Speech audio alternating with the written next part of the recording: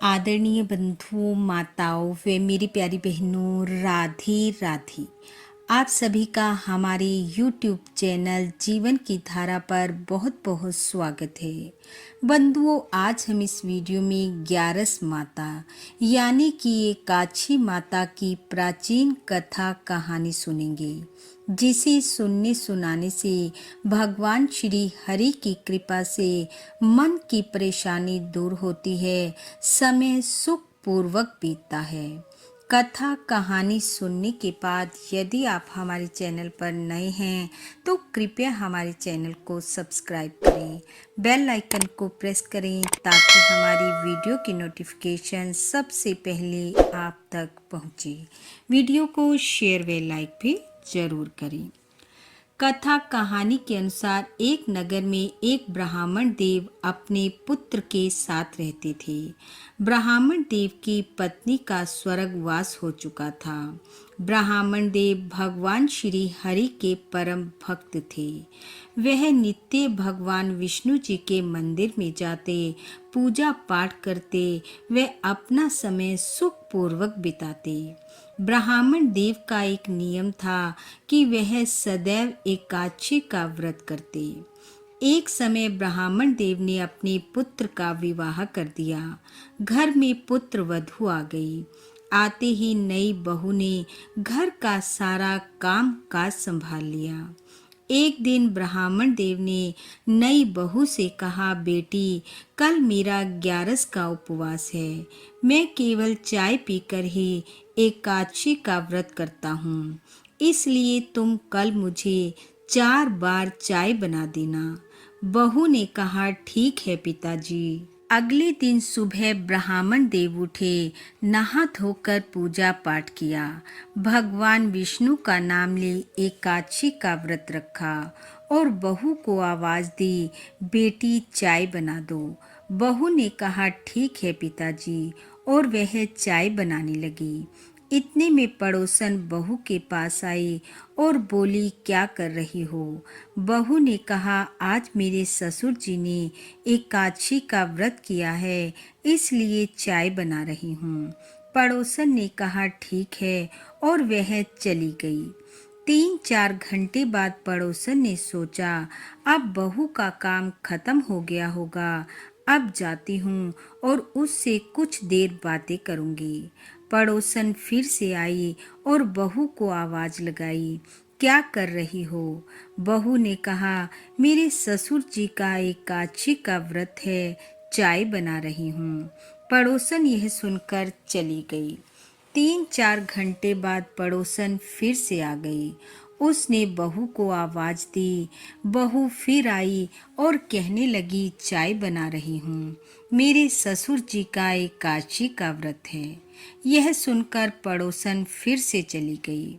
शाम को 7-8 बजे पड़ोसन फिर आ गई और सोचने लगी, अब तो पक्का नहीं बहू का काम खत्म हो गया होगा।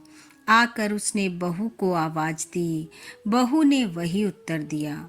पड़ोसन फिर से वापस चली गई। अगले दिन पड़ोसन बहू के पास सुबह सवेरे पहुंच गई और कहने लगी, क्या कर रही हो? बहू ने उसे अंदर बुलाया।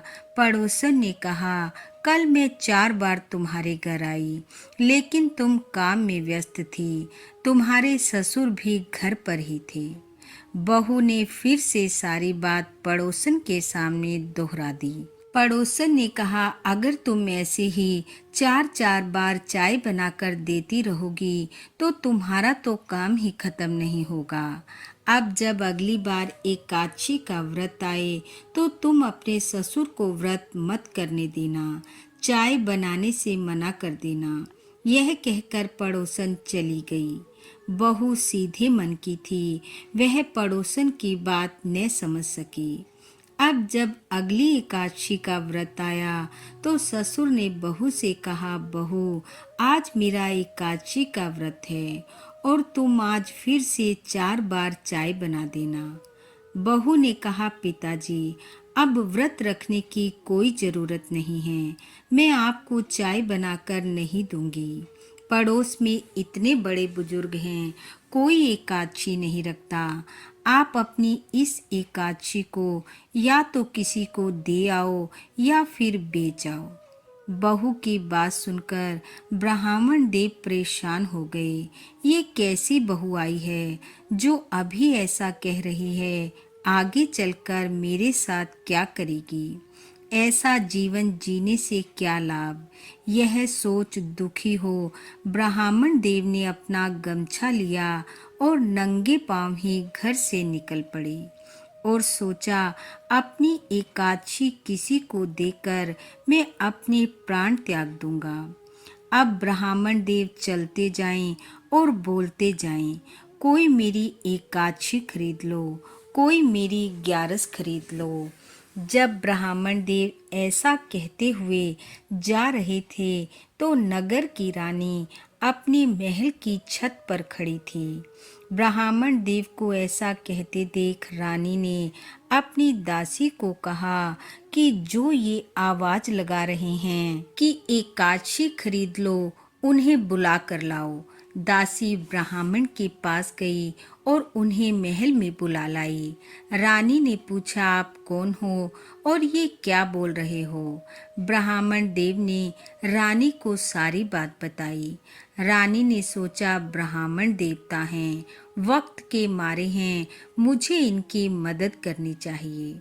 रानी ने कहा, अगर मैं आपकी एकादशी खरीद लूंगी तो क्या तुम मुझे दोगे? ब्राह्मण ने कहा, हाँ, मैं आपको अपनी एकादशी दे दूंगा। रानी ने कहा, ठीक है।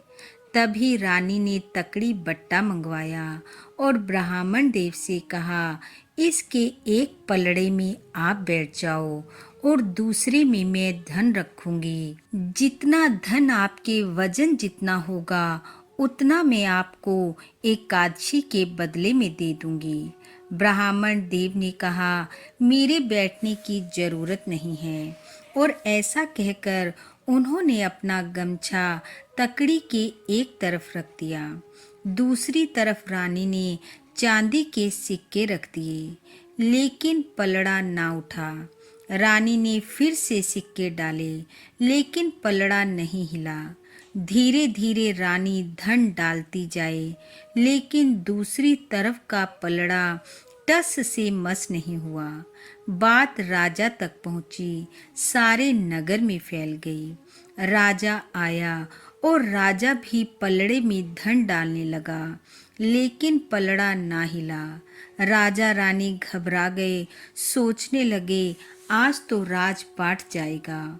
दोनों एकादशी माता को हाथ जोड़कर अपनी भूल के लिए क्षमा मांगने लगे कि हमने एकादशी व्रत को खरीदने की भूल की है। लेकिन कुछ ना हुआ। बात फैलते फैलते ब्राह्मण की बहू के पास भी पहुंच गई।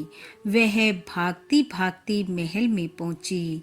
देखा, एक तरफ तो ससुर जी का गमछा है और दूसरी तरफ धन के ढेर लगे हुए हैं। बहू ने भागकर अपने ससुर का गमछा उठा लिया। गमछा उठाते ही तकड़ी ऊपर उठ गई। बहू अपने ससुर के पैरों में गिर गई और अपनी गलती के लिए क्षमा याचना करने लगी। कहने लगी, मुझसे भूल हो गई, मुझे क्षमा कर दो। उधर राजा रानी ने भी ब्राह्मण देवता को प्रणाम किया, अपनी भूल का पश्चाताप किया और राजा ने ब्राह्मण देव को बहुत सी धन दौलत के साथ साथ 5 गांव भी उपहार स्वरूप भेंट किए। और इस प्रकार भगवान श्री हरि की कृपा से एकादशी व्रत के प्रभाव से ब्राह्मण देव के मन की परेशानी दूर हुई और वह अपना समय सुखपूर्वक व्यतीत करने लगे।